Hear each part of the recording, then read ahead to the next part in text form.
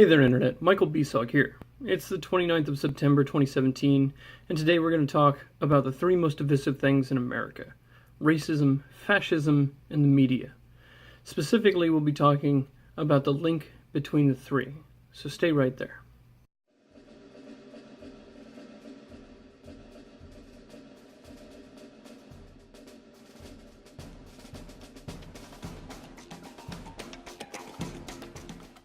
Let's start with the big one, racism. Now you'd think we'd all agree on the definition of this one, but since a new definition was made up to help people act racist and claim not to be, I'm going to have to straighten this one out. According to the most respected dictionary on the planet, the Oxford English Dictionary, racism is defined primarily as prejudice, discrimination, or antagonism directed against someone of a different race based on the belief that one's own race is superior. Now, if you've ever witnessed racism ever, then that definition would seem perfectly accurate to you. If, however, you've had the unfortunate displeasure of attending courses which had titles ending in words like social justice, change, studies, equality, issues, or sexuality, you may be familiar with another made-up definition. That definition goes something like this: racism refers to a variety of practices, beliefs, social relations, and phenomena that work to reproduce a racial hierarchy and social structure that yield superiority, power, and privilege for some, and discrimination and oppression for others. You can head on over to thoughtcode.com to see what doctorate professors like Nikki Cole are teaching young people these days. That's where I pulled this definition. There's also the distilled version of racism equals prejudice plus power. This redefinition of racism was necessary to enable the social justice movement to have something around which they could rally. You see, not having any real prospects for themselves due to their lack of ambition, non-existent sense of responsibility, or their overwhelming sense of entitlement, these SJWs have taken real issues like racism, and redefined them in an attempt to satisfy their need for purpose and validation.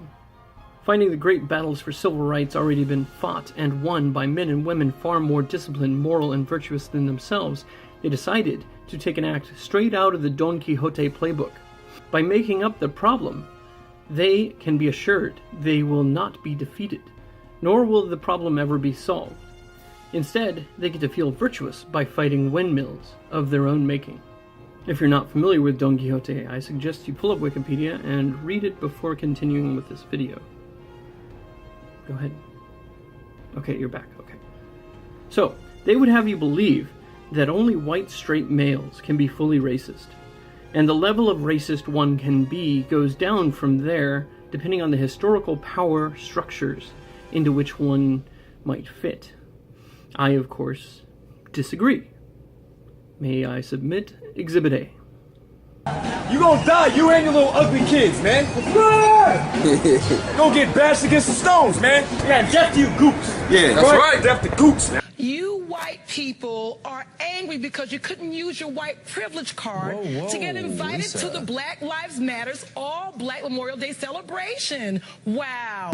If you don't understand English and Spanish in New York, fuck you. English and Spanish.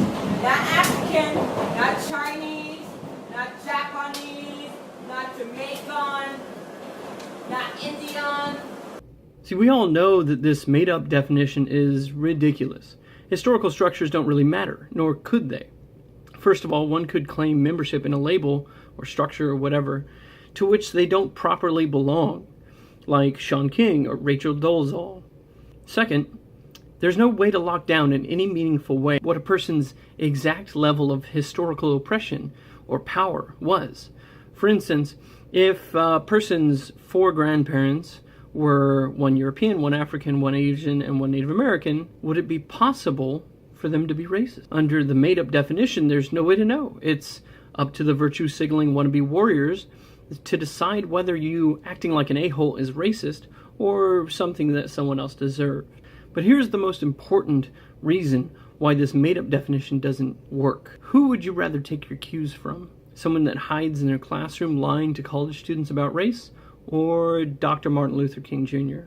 Because a person is not their ancestry. A person is barely their own past. For this reason, a person should be judged not by the color of their skin, but by the content of their character. The only kinds of people that would rather be judged by the color of their skin are those that have no character. Now, don't misunderstand. Racism is real.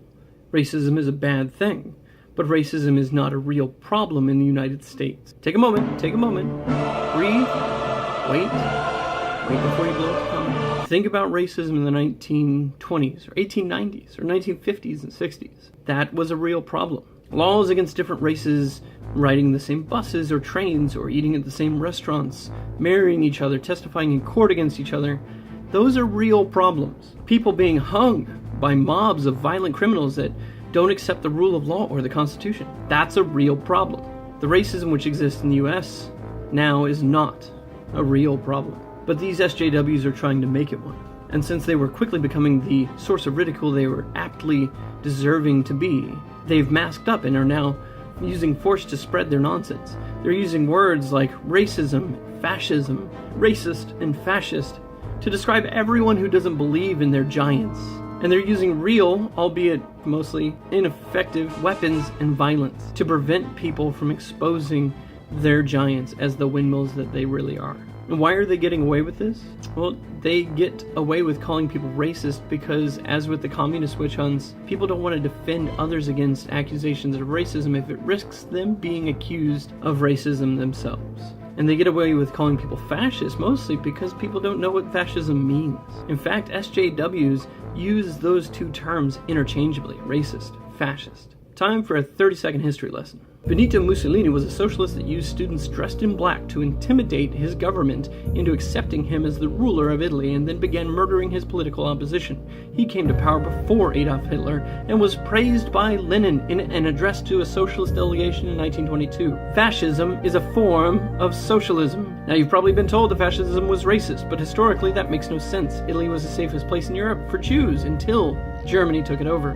You've probably been told that it was characterized by nationalism, but ask yourself which ideologies aren't. Kim Il-sung was a nationalist, Hitler was a nationalist, Stalin was a nationalist, Mao was a nationalist. Being nationalistic is not particular to fascism, it's particular to totalitarianism. You've probably been told that fascism is right-winged because fascists fought the communists, but that's like saying that Sunni are Wiccans because they fight the Shia. The political right is characterized by distrust of government and desire that government be limited. Therefore, extreme right-wing ideologies would look like anarchy, no government. Fascism, like all left-wing ideologies, requires a large, strong government.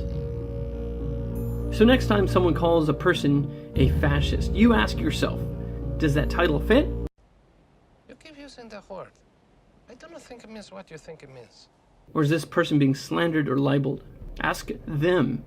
Are you calling them a fascist because they want to use force to suppress their opposition? That's a legitimate question. Call them out. Ask, are you calling them fascist because they want to demolish the Constitution and use the government to prevent speech they don't like?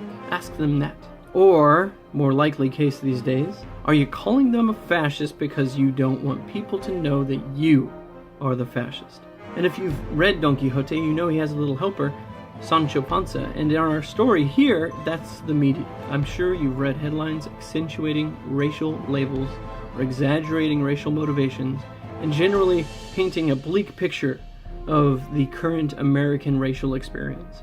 And yet your own reality tells you that racism isn't something that's all pervasive and destructive in our society.